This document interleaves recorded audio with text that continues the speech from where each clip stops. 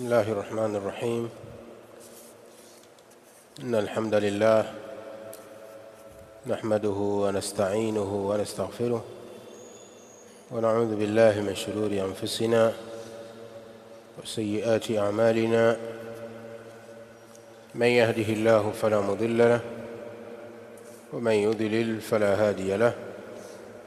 أشهد أن لا إله إلا الله وحده لا شريك له وأشهد أن محمدًا عبده ورسوله صلوات الله وسلامه وبركاته عليه وعلى آله وأصحابه ومن سار على نهجهم واقتفى أثرهم إلى يوم الدين وسلم تسليمًا كثيرًا. أما بعد. Leo siku wa kuamkia Jumatatu ambapo ni Shaabani 27, tunaanza majlisi hii mpya ikiwa ni majlisi ya kwanza katika majalisi za mwezi wa Ramadhani, vikao vya kielimu vyenye kuelezea na kutufundisha masaili ya funga, ahkamu siyami wa masailuhu. Na tumependelea majalisi hizi tuzianze mapema kabla ya kuingia mwezi wa Ramadhani, ili itakapoingia Ramadhani watu wawe wamefahamu baadhi ya ahkam na masaili ya funga. Kwa majalisi hizi tumezifungua leo na zitakuwa ni endelevu hata baada ya kuingia Ramadhani mpaka kumalizika kwa mwezi wa Ramadhani biidhnillahi tabaraka wa taala. Na majalisi za Ramadhani tutakuwa na darsa baada ya sala ya dhuhuri,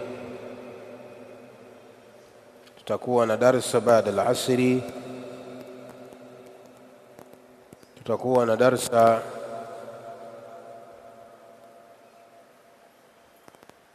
baina al-maghrib wal-isha, kwa maana baada ya adhana ya isha kutakuwa kuna darsa hapa,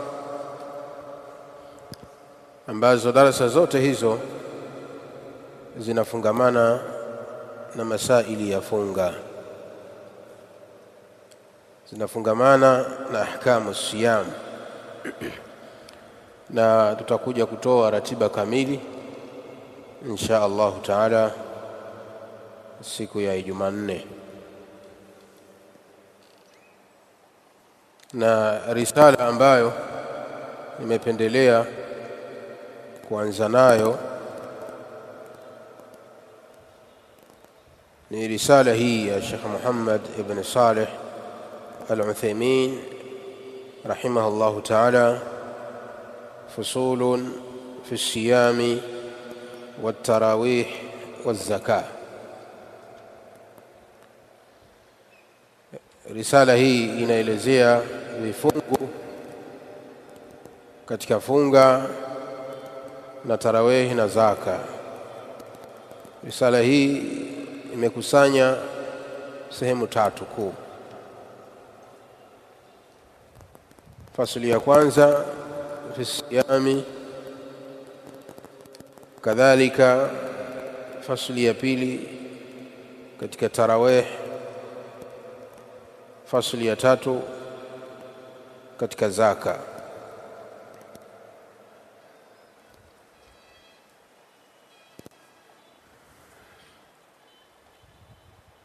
Ziko rasaili nyingi za kusomesha katika masaili ya funga, ila nikapendelea tusome risala hii. Ikimalizika tutachukua risala nyingine au kitabu kingine katika masaili yanayofungamana na saumu.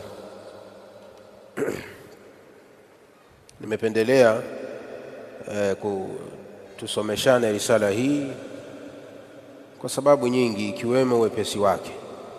Ni risala ambayo ni nyepesi, na hasa ukiangalia mustawa wa Waislamu wanaosikiliza darsa, lakini pia nyinyi wenyewe wanafunzi mliokuwa wengi, nikapendelea tuanzane na risala hii.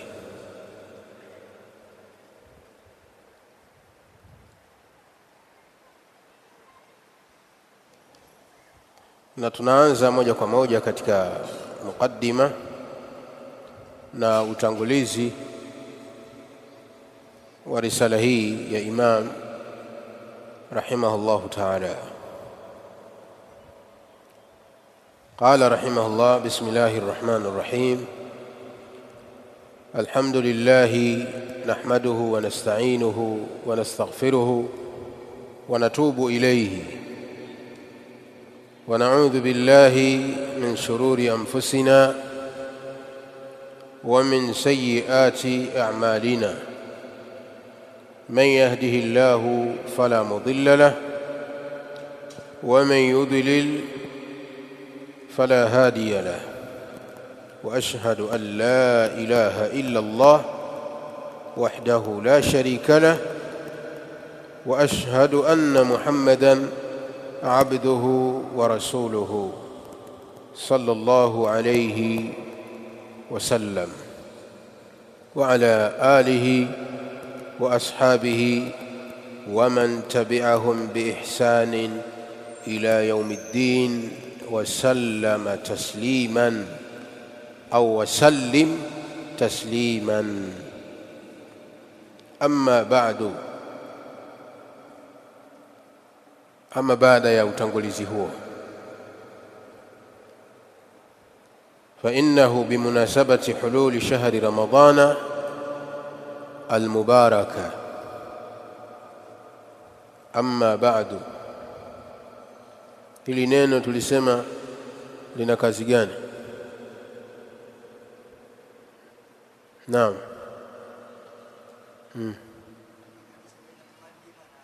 Ahsant. Amma ba'du ni neno lenye kutenganisha baina ya muqaddima na tamhidul mawdu'. Anasema Imam: amma ba'du, ama baada ya utangulizi huo, fa innahu, kwa hakika, bimunasabati hululi shahri ramadana almubarak, kutokana na kukaribia, bimunasabati hululi ay bimunasabati qudumi wa dukhuli shahri ramadana almubarak, kwa munasaba wa kukaribia kuingia mwezi wa Ramadhani almubaraku, uliobarikiwa. Fa innana nuqaddimu ila ikhwanina almuslimin, hakika sisi tunatanguliza, kwa maana tunatoa kwa ndugu zetu Waislamu. Fa innana nuqaddimu ila ikhwanina almuslimina, hakika sisi tunatanguliza kwa ndugu zetu Waislamu alfusul at-taliya, kwa maana tunatanguliza au tunawaletea au tunawawekea, yote inaingia katika maana ya nuqaddim.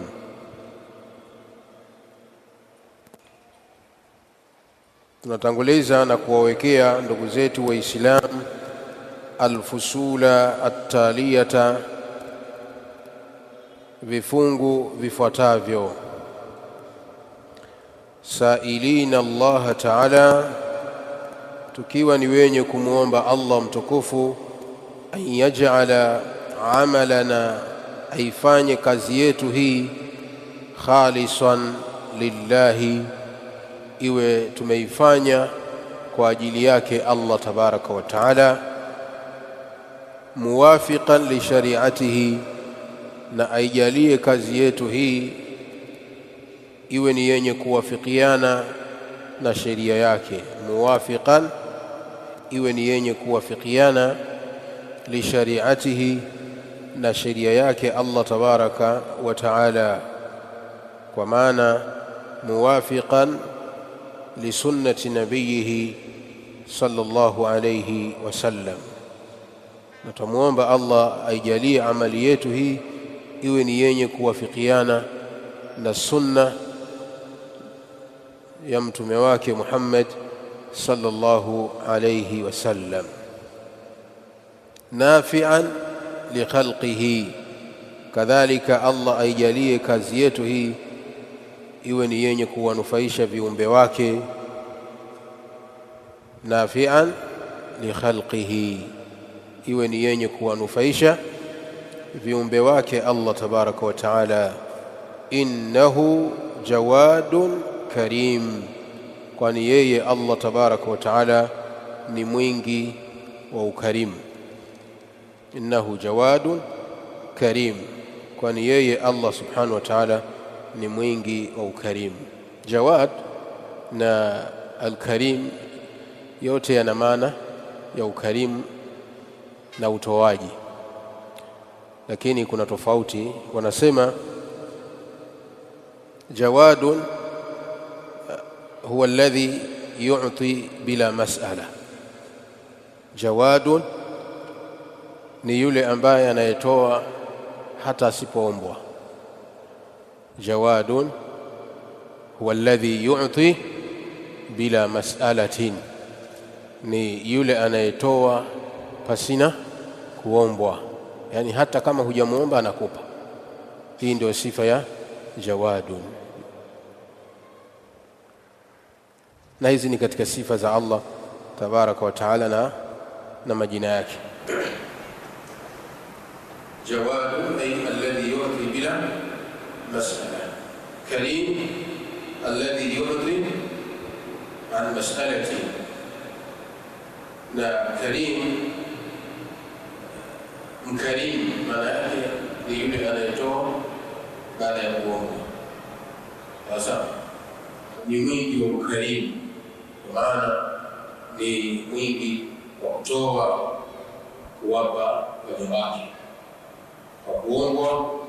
Bali wanapomwomba Allah tabaraka wa taala ni mwenye kuwapa waja wake maombi yao, ni mwenye kuwajibu maombi yao. Kadhalika ni mwenye kuwapa waja wake hata kama wasipomwomba. Innahu jawadun karimun. Al-faslu al-awwal,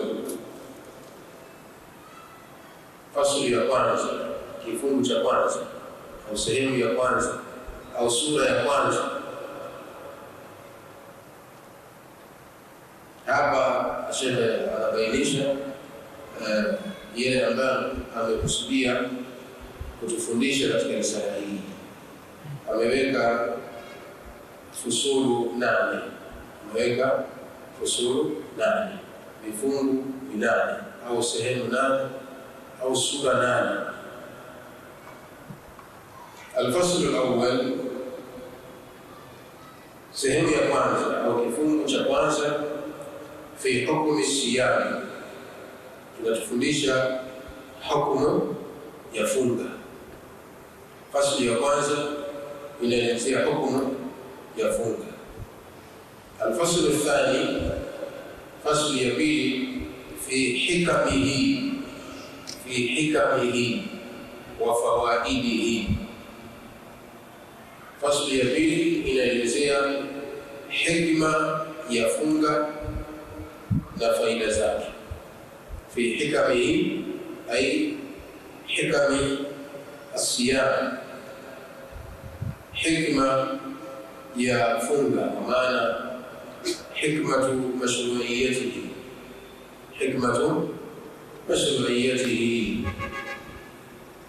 Katika fasli hii Sheikh anaelezea baadhi ya hikma katika kufaradhishwa ibada ya funga, kwamba katika kufaradhishwa ibada ya funga, ma hikma fi dhalik, kuna hikma gani Allah tabaraka wa taala kutufaradhishia ibada ya funga? Zipo hikma nyingi. Kwa hivyo katika fasli hii tutasoma baadhi ya hikma zake, wa fawaidi na faida zake.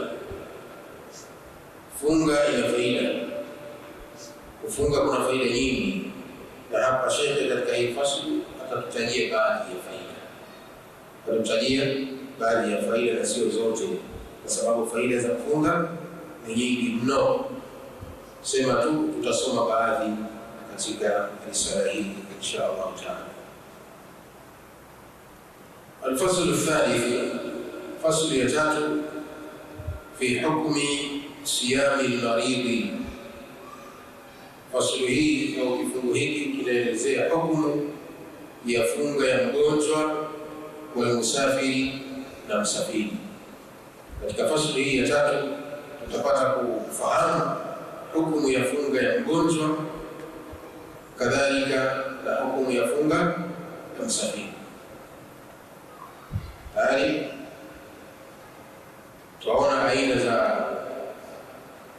za magonjwa, aina za maradhi ambayo mtu anaruhusiwa kufungulia, kadhalika na safari ipi ambayo mtu anatakiwa afungulie, au ni kila safari tu. Tukijaona tukifika katika fasli ya tatu. Al-fasl ar-rabi', fasli ya 4, fi mufsidati as-sawm. Fasli hii ya 4 inazungumzia mambo yanayoharibu saumu, fi mufsidati as-sawm. Fasli hii inaelezea mambo yanayoifisidi funga, kwa maana mambo yanayoharibu funga. وهي المفطرات nao ni vile vifunguzi. Al-mufattiratu ni vifunguzi, kwa maana aliposema mufsidatu sawm, anaposema al-mufsidatu ana maana al-mufattiratu. Kwa ukisikia mufsidatu as-siyam, ufahamu ya kwamba inakusudiwa mufattiratu as-siyam, yanayofunguza funga. Hiyo fasli ya 4. Kwa hivyo ni mambo gani yanaiharibu funga yangu? Tutakuja kuyaona katika fasli ya 4. Al-fasl al-khamis, fasli ya 5, bitarawih. Inaelezea swala ya tarawih. Kwa fasli ya kwanza, ya pili, ya tatu, ya 4 amemaliza shida kuelezea kwa ufupi masaili yanayotaala ila funga. Sawa. Alafu fasli ya 5 akaenda kwenye tarawih, anaelezea tarawih. Tarawih ni raka ngapi? Tutapiona. Je, tarawih ni raka 11 au 13, au inafaa kuzidisha, inafaa kuswali raka 23 au haifai? Tutaona. Sasa tutaona hayo tukifika katika fasli ya 5.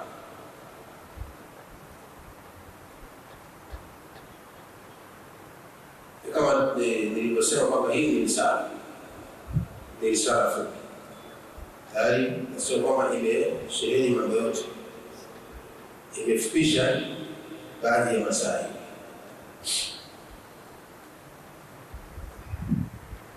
Kwa hivyo kuna baadhi ya sehemu tutakuwa tukielezea na kuongezea baadhi ya mambo pale ambapo panahitaji ziada katika yale ambayo Sheikh atakuwa ameacha na yakawa yana muhimu kuyaelezea. Fasli ya 6, fi zakati wa fawaidiha. Fasli ya 6 ni katika zaka na faida zake. Fasli ya 6 tutasoma zaka na faida zake kwa ufupi. Fasli ya 7 fi ahli zakati, katika kuelezea watu wanaostahili zaka. Fi ahli zakati, fasli hii ya 7 tutaona watu wanaostahili kupewa zaka. Fi ahli zakati, watu wa zaka, kwa maana watu wanaostahili kupewa zaka. Al-faslu ath-thamin, fasli ya 8 ya mwisho, fi zakati al-fitri, ni katika zakatu al-fitri. Kwa fasli ya 8 inatufundisha zakatu al-fitri. Tutasoma zakatu al-fitri ambayo ni ibada inayotolewa baada ya kumalizika mwezi wa Ramadhani. Ama fi zakati wa fawaidiha wa fi ahli zakati, hapa anatufundisha zaka kwa ujumla na sio zakatu al-fitri pekee. Sawa, anatufundisha zaka kwa ujumla, yani zakatu mali, zaka ya mali, ubora wa kutoa zaka kwa wenye mali. Sawa sawa. Tujia faida kwenye kutoa zaka katika mali zake, anapata faida gani? Tutasoma. Lakini pili tutasoma watu wanaostahili kupewa zaka. Lakini mwisho tutasoma zakatu fitri. Zaka ya fitri ambayo pia iko mbele yetu inshallah taala baada ya kumaliza mfungo wa Ramadhani. Kwa hivi ni vifungu 8 ambavyo tutaishi navyo katika risala hii na katika masiku haya ya Ramadhani inshallah taala. Kuanzia leo tumefungua majlis hii na tutaendelea mpaka kuingia Ramadhani. Tutaendelea na risala hii mpaka itakapoisha. Tutachukua kitabu kingine biidhnillah tabaraka wa taala. Tayeb, nasema Imam rahimahullah, al-fasl al-awwal, kabla ya kuangalia fasli hii ya kwanza inayoelezea hukumu siyam, hukumu ya kufunga, Imam ameacha taarifu ya funga. Taarifu ya funga sasa tunaielezea kwa sababu kana muhimu pia kuifahamu maana ya funga. Taarifu siyami lughatan, maana ya funga katika lugha. Huwa al-imsak, siyam fi lugha al-imsak. Funga katika lugha ni kujizuia. Unapojizuia na kitu fulani kilugha, unahesabika umefunga. Kujizuia kuongea kilugha katika lugha ya Kiarabu, unahesabika umefunga. Kujizuia kula, unahesabika umefunga. Kujizuia na jambo lolote kilugha, unahesabika umefunga. Ndio ومنه قوله تعالى كما يقول في سورة مريم إني نذرت للرحمن صوما فلن أكلم اليوم إنسيا. نذرت للرحمن صوما، hapa maana ya saumu ya kilugha. Maana ya saumu anamaanisha saumu kilugha, umejizuia kuzungumza na watu. Sawa, wala tukallima al-yawma insiya, kwa leo mimi sitazungumza na mtu yoyote. Kwa hiyo funga katika lugha ni kujizuia kitu chochote. Tunaposema nimejizuia na kitu fulani, maana yake umejifunga. Yaani umejifunga na kitu hicho, utokifanya, utokitumia na mfano wake. Istilaha, na katika istilahi ya wanachuoni wa fiqh wanapozungumzia funga wanasema huwa ta'abbudu lillahi ta'ala bilimsaki 'anil akli washurbi wasa'iril mufattirati min tulu'i al-fajr ath-thani ila ghurubi ash-shams. Siyam, funga katika istilahi wanasema huwa ta'abbudu lillahi ta'ala, kumwabudu Allah tabaraka wa ta'ala bilimsaki 'anil akli, kujizuia kunako chakula, washurbi na kinywaji, wasaili al-mufattirati na vitu vingine vyote vyenye kufunguza. Wa ta'abbudu lillahi bil imsaki 'anil akli washurbi, ni kumwabudu Allah tabaraka wa ta'ala kwa kujizuia na chakula na kinywaji, wasaili al-mufattirati na vitu vingine vyote vyenye kufunguza, min tulu'i al-fajr ath-thani, kuanzia inapochomoza alfajiri ya pili. Min tulu'i alfajr ath-thani, kuanzia inapochomoza alfajiri ya pili, ila ghurubi ash-shams, mpaka kuzama kwa jua. Hii ndio taarifu ya siyam ambayo ni shamil, ambayo ni kamil, imekamilika vizuri na imekaa vizuri. Zipo taarifati nyingi za wanachuoni wa fiqh. Wengine wanasema siyamu fil istilahi huwa al-imsaku an jami'i al-mufattirati min tulu'i al-fajr ila ghurubi ash-shams. Taarif maana kwamba Sheikh Uthaymeen anasema hii taarifu hii ina mapungufu kidogo, na wengineo katika fuqaha. Al-imsaku min jami'i al-mufattirat, wanasema hii ina mapungufu, na bora zaidi ni taarifu inayoanza kusema at-ta'abbudu lillahi bil imsaki. Sawa. Kwa ikileta taarifu ambayo imekosa neno at-ta'abbudu lillah inakuwa na mapungufu kidogo. Kwa hii ndio ambayo imekaa sawa, kwamba funga ni kumwabudu Allah, at-ta'abbudu lillah ni kumwabudu Allah tabaraka wa taala bil imsaki 'anil akli washurbi, kwa kujizuia na chakula na kinywaji, wasairi al-mufattirati na vitu vingine vyote vyenye kufunguza, min tulu'i al-fajr ath-thani, kuanzia inapochomoza alfajiri ya pili. Kwa maana alfajru fajran, alfajiri ziko mbili. Kuna alfajiri ya kwanza ambayo kwa lugha nyingine inaitwa alfajrul kadhib, alfajiri ya uongo ambayo si ya kweli tayari. Alafu kuna alfajrus sadiq, kuna alfajiri ya kweli. Sawa. Kwa unaweza kusema alfajru alkadhib walfajrus sadiq, au alfajrul awwal walfajru athani.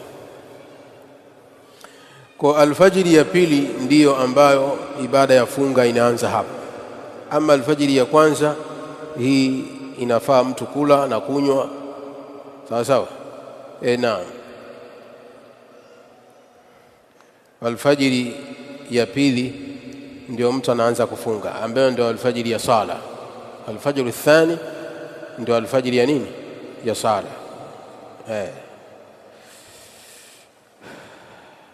Mtu anatakiwa ajiziwie kuanzia hapo inapochomoza alfajiri ya pili ila ghurubi shams, mpaka kuzama kwa jua. Kwa maana jua likizama, muda wa kufuturu na kuwa umefanyaje? Umefika. Tayeb. Kwa hivyo hii ni taarifa ambayo nimependa kuitaja. Imamu hapa katika risala hii kaiacha.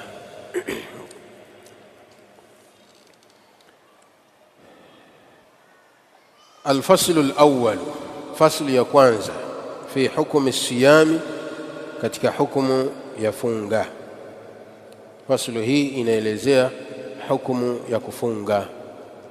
Ukiulizwa ni ipi hukumu ya funga, jawabu ndio hili hapa tunalisoma. Qala rahimahullahu ta'ala, anasema Imam, siyamu ramadhana, funga ya Ramadhan, faridatun thabitatun bikitabillahi ta'ala wa sunnati rasulihi sallallahu alayhi wasallam. Siyamu ramadhana, funga ya Ramadhan, faridatun thabitatun, ni fardhi iliyothibiti. Faridatun thabitatun, ni fardhi iliyothibiti.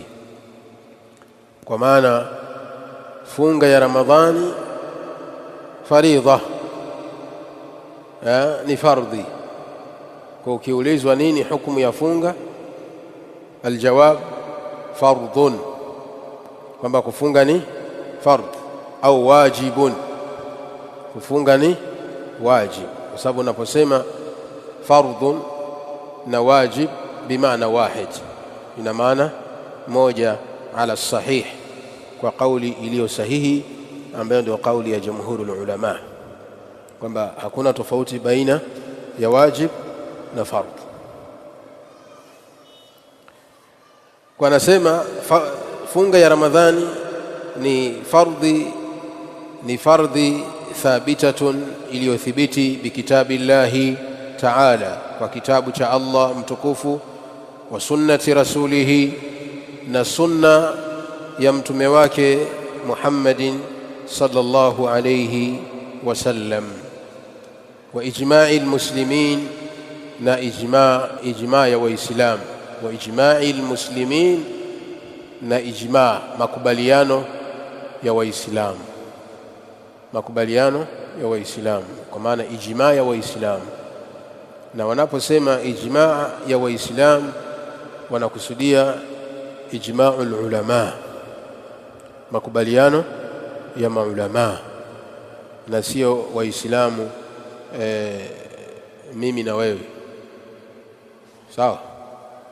Kwa ukisikia ittafaqa almuslimuna au ajma'a almuslimun, wamekubaliana Waislamu, wamewafikiana Waislamu, basi wewe haumo, sawa?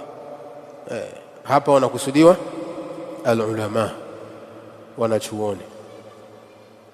Ittafaqa almuslimun au ajma'a almuslimun, kwa maana ajma'a alulama au ittafaqa alulama. Kwa hivyo ibada ya funga ni fardhi iliyothibiti kwa dalili zote, kwa dalili zote tatu ambazo ni muttafaqun alaiha, alkitabu والسنة والإجماع. قال الله تعالى, asema Allah mtukufu, na hii ni dalili ya kwanza katika adilla za kufaradhishwa ibada ya funga, ambayo ni dalili min alkitab, ni dalili katika kitabu cha Allah tabaraka wa taala. Anasema Allah mtukufu, ya ayyuhalladhina amanu, enyi mlioamini, enyi waumini, kutiba alaykumus siyamu, imefaradhishwa kwenu nyinyi funga, kama kutiba ala alladhina min qablikum, kama ilivyofaradhishwa funga kwa waliokuwa kabla yenu. Kama kutiba ala alladhina min qablikum, kama ilivyofaradhishwa funga kwa wale waliokuwa kabla yenu. La'allakum tattaqun, ili mpate kuwa wacha Mungu. La'allakum tattaqun, ili mpate kuwa wacha Mungu, kwa maana ili mpate kumcha Mola wenu kwa kuyafanya yaliyokuwa mema yatakao kuepusheni na adhabu za Allah subhanahu wa ta'ala. Hizi ni aya ambazo zimefuatana, ambazo zinazungumzia ibada ya funga. Ya kwanza ndio hii, ya ayyuhalladhina amanu, enyi waumini, kutiba alaykumus siyam, imefaradhishwa kwenu nyinyi funga.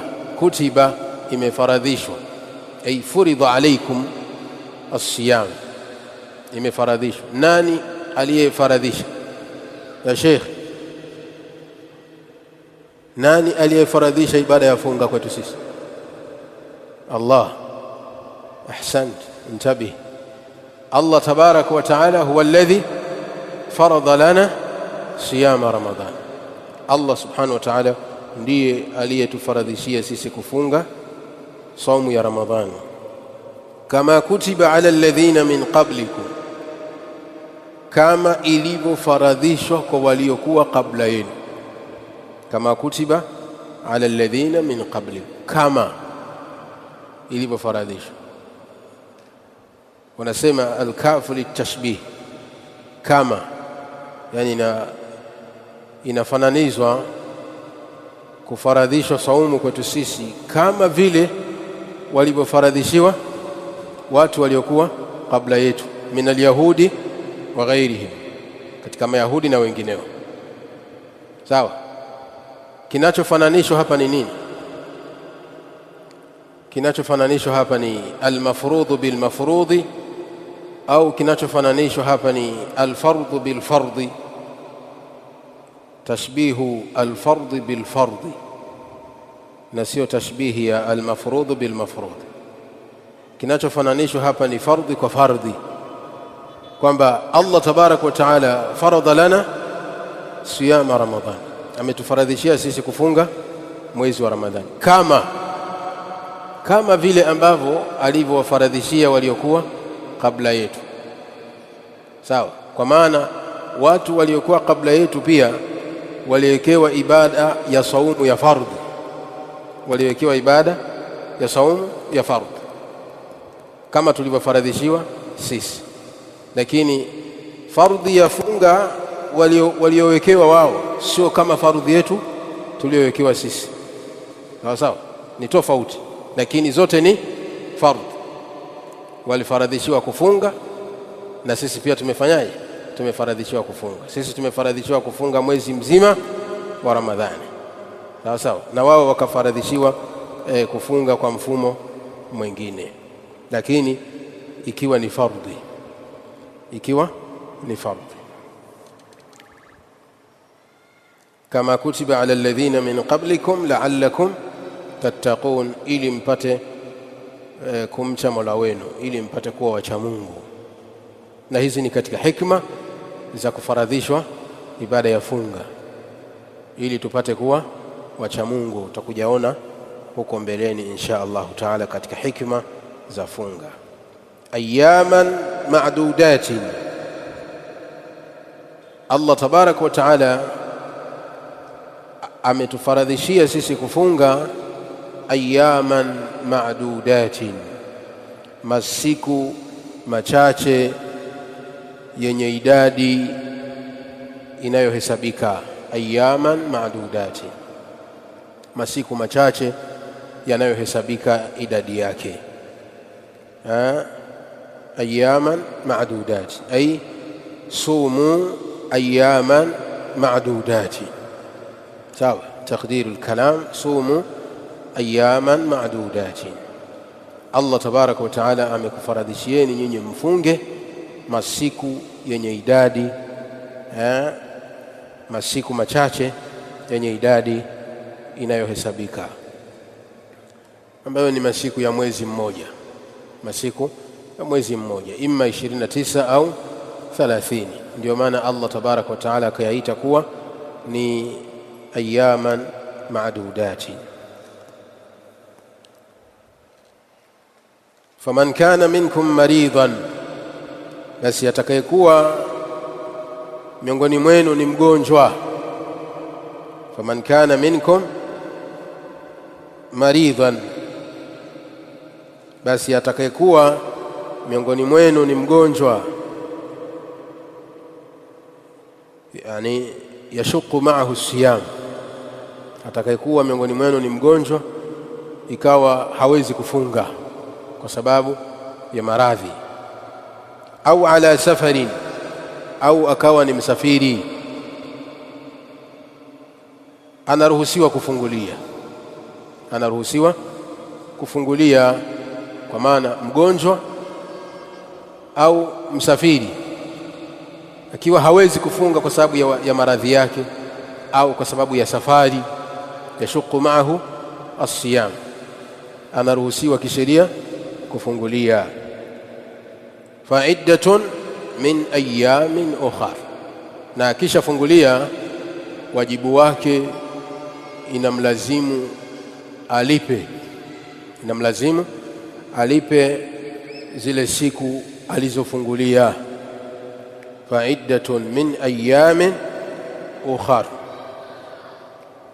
wajibu wake mtu huyo atakapokuwa amefungulia mchana wa Ramadhani itamlazimu afunge katika masiku mengine baada ya Ramadhani kwa idadi ya yale masiku aliyofungulia mchana wa Ramadhani. Kwa hivyo atakapokuwa ni mgonjwa akafungulia, ahesabu zile siku alizofungulia, au kama atakuwa ni msafiri akafungulia, ahesabu zile siku alizofungulia akiwa safarini, ili baada ya kumalizika Ramadhani inamlazimu alipe. Fa'iddatun min ayamin ukhar, atazilipa hizo siku kwa kuhesabu yale masiku aliyofungulia. Kwa atafunga baada ya kumalizika Ramadhani na baada ya kuisha udhuru wake kwa kuhesabu au kwa idadi ya yale masiku aliyofungulia mchana wa Ramadhani. Na hapa tunaona Allah tabaraka wa taala kwamba anatutakia wepesi kama tutakavyoona mbele huku anavyoeleza mwenyewe. Mwanzo amesema kutiba alaikumus siyam, imefaradhishiwa kufunga tayari, kisha akatoa ofa, faman kana minkum maridan au ala safari, atakayekuwa ni mgonjwa miongoni mwenu au akawa ni msafiri akashindwa kufunga akafungulia, basi atakujalipa sawa sawa. Hii inaonyesha wepesi wa dini ya Uislamu na sheria ya Allah tabaraka wa taala. Wa ala alladhina yutiqunahu fidyatun, wa ala alladhina yutiqunahu fidyatun ta'amu miskin, na ni juu ya wale ambao kufunga kwa wao ni jambo zito. Hii aya ina tafsiri mbili.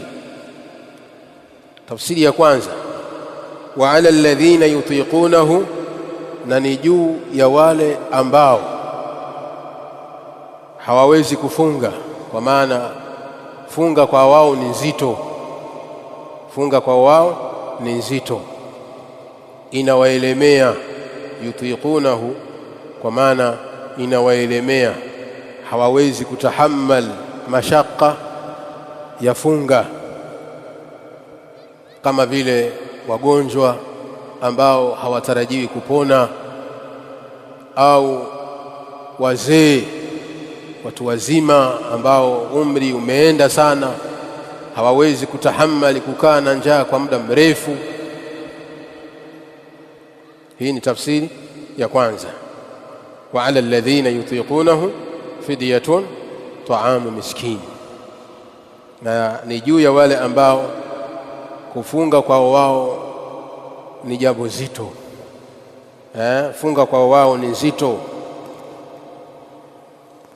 inawaelemea, hawawezi kutahammali, kwa maana hawawezi kustahamili mashaka ya funga.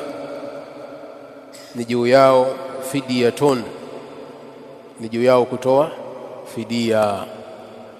Fidyatun ni juu yao kutoa fidia.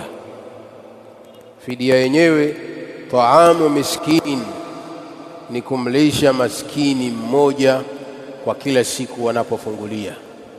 Ta'amu miskin, fidia yenyewe ni kumlisha maskini mmoja kwa kila siku, yani kila siku ambayo anaachia kufunga anamlisha maskini mmoja, anamlisha maskini mmoja.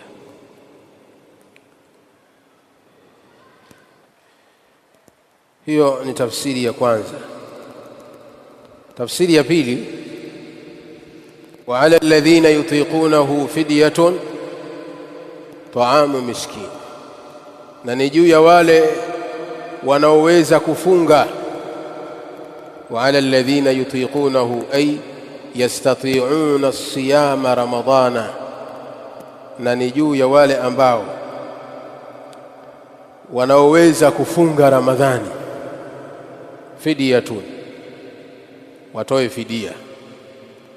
Ni juu ya wale wanaoweza kufunga Ramadhani watoe fidia. Taamu miskin, fidia yenyewe ni kumlisha maskini, kumlisha maskini mmoja kwa kila siku wanayofungulia. Faman tatawwa khairan, basi atakayefanya khairi, kwa maana faman tatawwa khairan, basi atakayefanya khairi, fahuwa khairul lahu, basi jambo hilo ni khairi kwake yeye. Fahuwa khairul lahu, basi jambo hilo la khairi alilofanya ni bora kwake yeye.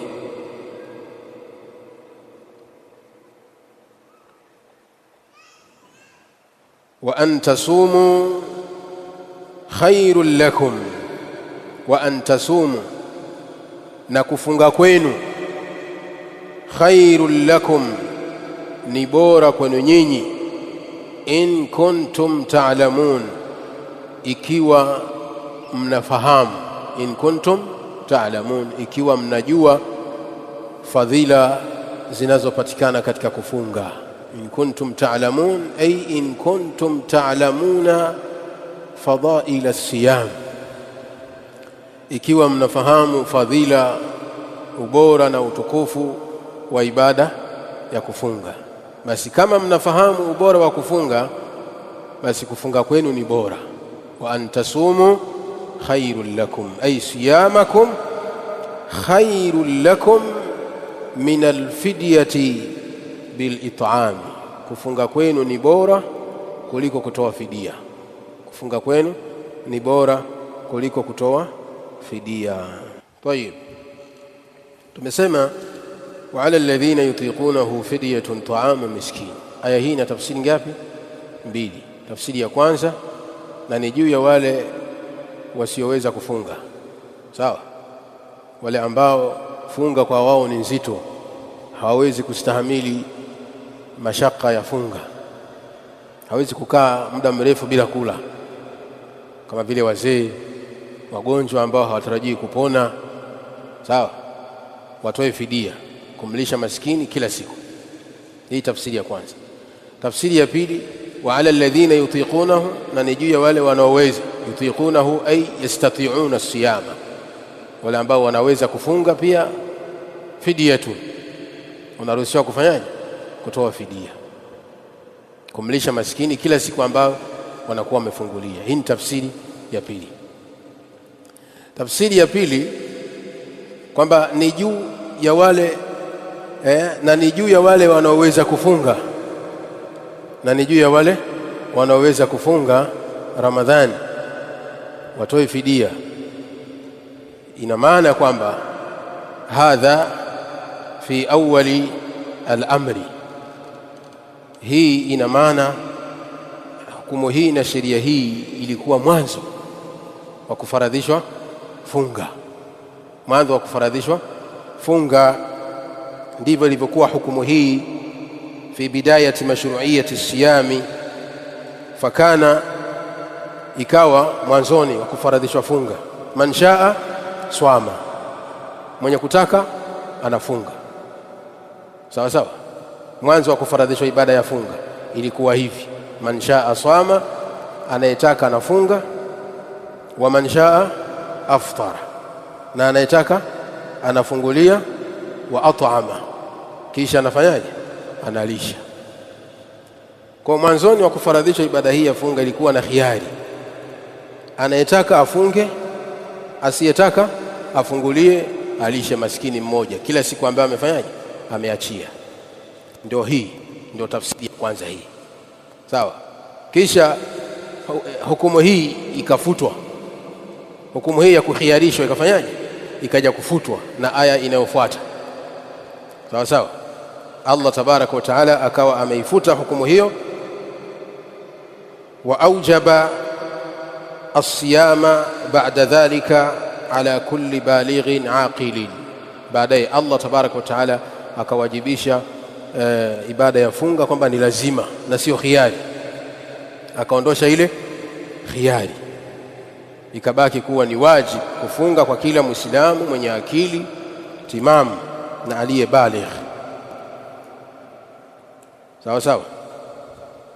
Sasa kwa hapa kuna kauli mbili za wanachuoni, wapo ambao wanasema hukumu hii imefutwa. Sawa sawa. Wa ala alladhina yutiqunahu fidyatun, hukumu hii ishafutwa ya khiari. Kauli nyingine ya pili wanasema hapa hakuna khiari, hakuna khiari, bali wa ala alladhina yutiqunahu, na ni juu ya wale ambao wasioweza kufunga, kwa maana wanapata mashaka wakifunga, hawawezi kustahamili kukaa na njaa kwa muda mrefu. Wa ala alladhina yutiqunahu, na hii ni tafsiri ya Abdullah ibn Abbas radhiyallahu ta'ala anhuma na wengineo, kwamba aya hii, sehemu hii wa ala alladhina yutiqunahu fidyatun, imekuja ikielezea watu wazima, wazee wasioweza kufunga na wagonjwa ambao hawatarajiwi kupona. Sawa sawa. Naam. Kwa tafsiri zote mbili zinafanyaje? Zinatumika. Unaweza kutafsiri hivi, lakini ukitafsiri tafsiri ya kwanza ujue maelezo yake ni vipi, na ukija tafsiri ya pili kadhalika ujue maelezo yake yamekaaje. Tayeb. Kwa tafsiri ile ya tafsiri ya pili kwamba na ni juu ya wale wanaoweza kufunga watoe fidia, tumeona kwamba ilikuwa ni mwanzo wa kufaradhishwa funga, ilikuwa ni khiari, lakini baadaye ikaja khiari ikaondoshwa. Khiari ikaondoshwa, ikabaki kuwa ni wajib kufunga kwa kila mmoja na hana khiari, isipokuwa yule ambaye ana udhuru wa kisheria. Tayeb. Fidyatun ta'amu miskin, ni fidia yule asiyeweza kufunga atoe fidia kumlisha maskini mmoja kwa kila siku, maskini mmoja kwa kila siku, na anamlisha maskini mmoja kwa kila siku nusu ya pishi, nisfu saa, nusu ya pishi ya,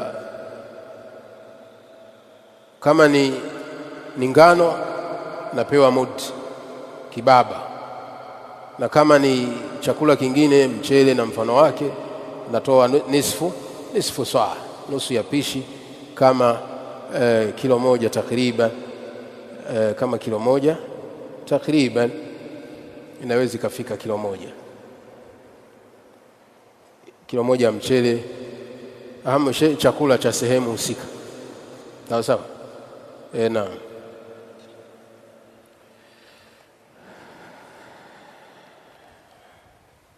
Na ndo Allah tabaraka wa taala akasema, faman tatawwa khairan, basi atakayefanya khairi, kwa maana atakayezidisha katika kutoa fidia.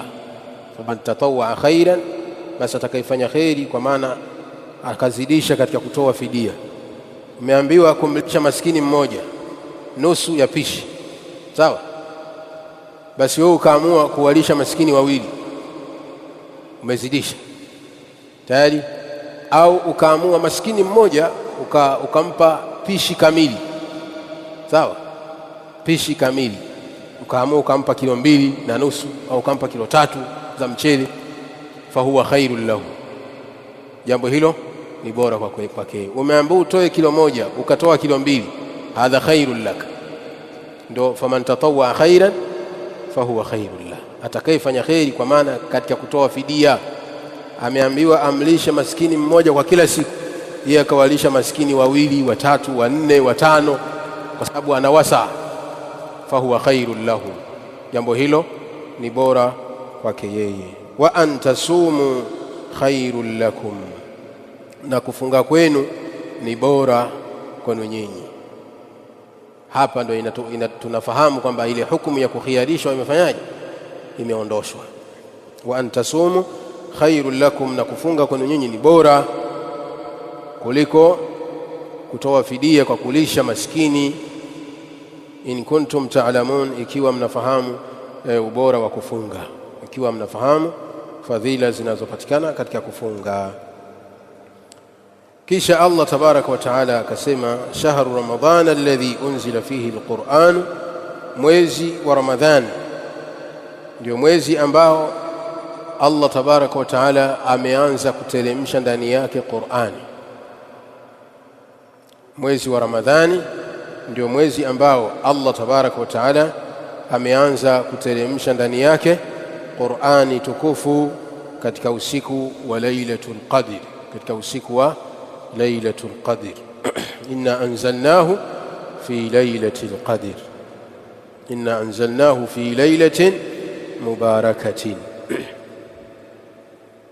Kwa hivyo Allah tabaraka wa taala anasema shahru ramadhana alladhi unzila fihi alquran, mwezi wa Ramadhani ndio mwezi ambao Allah ameanza kuteremsha ndani yake Qur'ani, hudan linnasi, ikiwa ni mwongozo kwa watu. Hudan linnasi kwa maana kwa ajili ya kuwaongoza watu. Ameteremsha Qur'ani hudan linnasi, kwa ajili ya kuwaongoza watu. Wa bayinatin min alhuda wal furqan, na ikiwa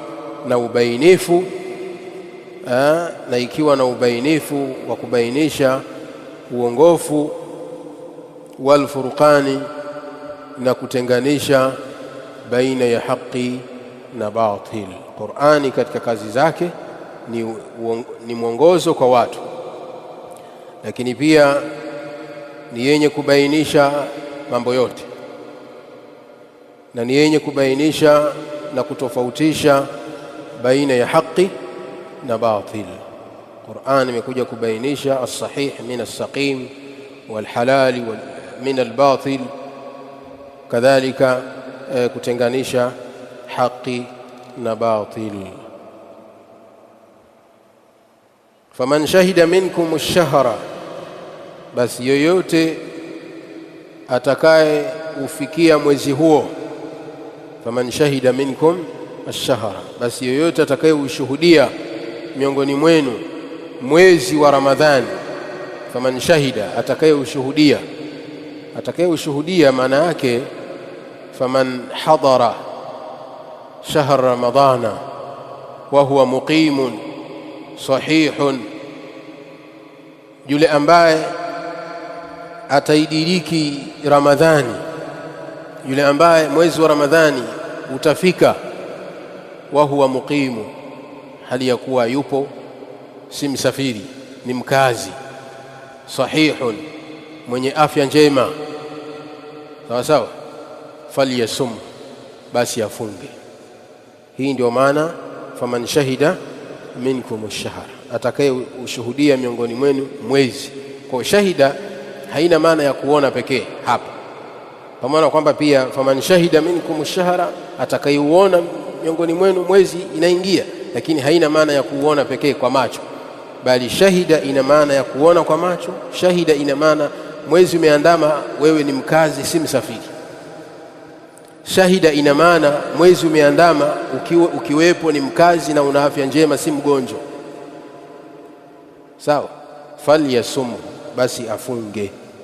Na hii ni wajibu, ni amri ya Allah tabaraka wa taala. Wal amru yaqtadi alwujub, na amri hapa ina maana ya ulazima na uwajibu. Kwa yoyote ambaye ataushuhudia mwezi wa Ramadhani, basi afunge. Falyasumhu, basi afunge mwezi wa Ramadhani. Waman kana maridhan, na atakayekuwa ni mgonjwa. Waman kana maridhan, hapa ndio napata kufahamu kwamba maelezo yaliyopita katika neno shahida haina maana ya kuona kwa macho pekee, bali ina maana ya mtu yupo ni mkazi na si msafiri, sawa sawa, na si mgonjwa. Ndio hapa Allah anasema waman kana maridhan, na atakayekuwa mgonjwa, kwa maana katika nyinyi wakati mwezi umeandama, au ala safarin, au akawa ni msafiri, fa'iddatun min ayamin ukhar, anaruhusiwa kufungulia, lakini ahesabu zile siku alizofungulia, atajazilipa baada ya kumalizika Ramadhani na kumalizika na kuondokewa na ule udhuru wake. Fa'iddatun min ayamin ukhar, azihesabu zile siku alizofungulia, atazilipa baada ya kumalizika Ramadhani na baada ya kutoka katika ule udhuru wake. Kama ni safari, atakapokuwa amemaliza safari yake. Kama ni mgonjwa, atakapokuwa amepona maradhi yake, ahesabu zile siku alizofungulia, azilipe. ومن كان مريضا أو على سفر فعدة من أيام أخر يريد الله بكم اليسر. Allah tabaraka wa taala anakutakieni wepesi katika sheria zake. Wala yuridu bikumul usr, na wala hakutakieni uzito, kwa maana Allah tabaraka wa taala anakupendeleeni khairi. Yuridu Allahu bikumul yusra wala yuridu bikum al-usr, Allah anakutakieni wepesi na hakutakieni uzito. Walitukmilu al-iddata, na mkamilishe idadi ya masiku ya mwezi, na mkamilishe kufunga idadi ya masiku ya mwezi wa Ramadhani. Walitukmilu al-iddata, na mkamilishe kufunga masiku ya mwezi wa Ramadhani.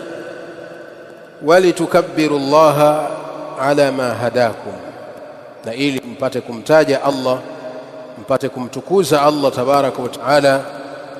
Walitukabbiru Allah, na ili mpate kumtukuza Allah ala ma hadakum, kwa vile alivyokuongozeni.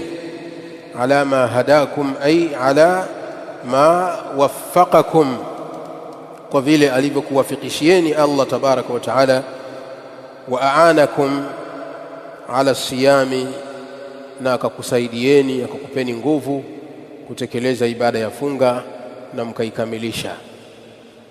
Walitukabbiru Allaha ala ma hadakum, na ili mpate kumtukuza Allah na kumtaja Allah tabaraka wa taala. Ala ma hadakum, kwa vile alivyokuwafikisheni Allah kwa kufunga ibada ya saumu ya Ramadhani na kuikamilisha.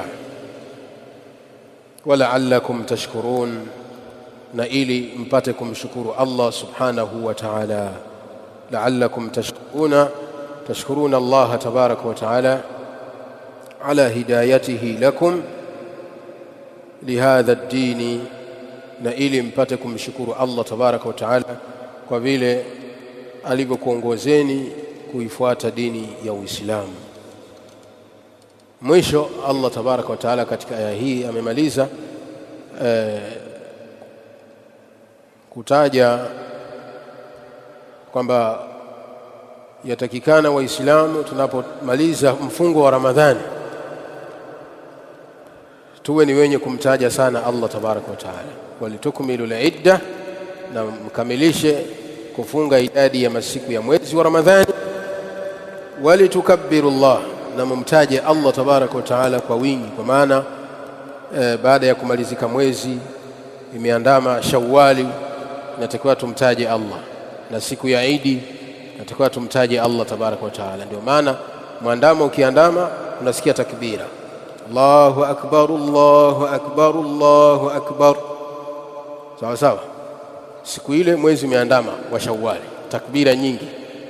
Kadhalika na siku ya Idi tunakuwa ni wenye kumkabiri Allah, kumtukuza Allah tabaraka wa taala, mpaka tunamaliza ibada ya sala ya Idi, ikiwa ni Eidul Fitri. Walitukabbiru Allah ala ma hadakum wa la'allakum tashkurun. Kwa hivyo hizi ni ayat ambazo zinaelezea fardhiyati as-siyam, kufaradhishwa ibada ya funga, na zinabainisha kadhalika ubora na utukufu wa ibada ya funga. Lakini pia tumeona katika aya hizi kwamba mwanzoni mwa kufaradhishwa ibada ya funga kulikuwa na hali mbili: hali ya kukhiarishwa, mtu akitaka afunge, akitaka asifunge atoe fidia. lakini baadaye ikaja kafanyaje, khiyari ikaondoshwa ikabaki kuwa ni wajib. Sawa sawa. Naam, na hiyo ni moja katika tafsiri za wanachuoni. Hizo ni ayati katika surati al-Baqara ambazo zimefuatana zenye kuelezea mfungo wa Ramadhani na kwamba ni ibada ya fardhi kwetu sisi. Lakini dalili ya pili katika dalili za kufaradhishwa ibada ya funga ni hadithi tutakuja iona kesho insha Allahu taala. Kesho tutakuja kuendelea na dalili ya pili ya hadithi na dalili ya tatu ya ijma, na kuendelea. Tutamaliza fasili hii, na kama muda utaruhusu tutachukua fasili inayofuata biidhnillahi tabaraka wa taala. Leo tutabakia hapo kwa sababu tumeanza na utangulizi. Wallahu taala a'lam, wa sallallahu ala Muhammad wa ala alihi wa ashabihi ajma'in, walhamdulillahi rabbil alamin.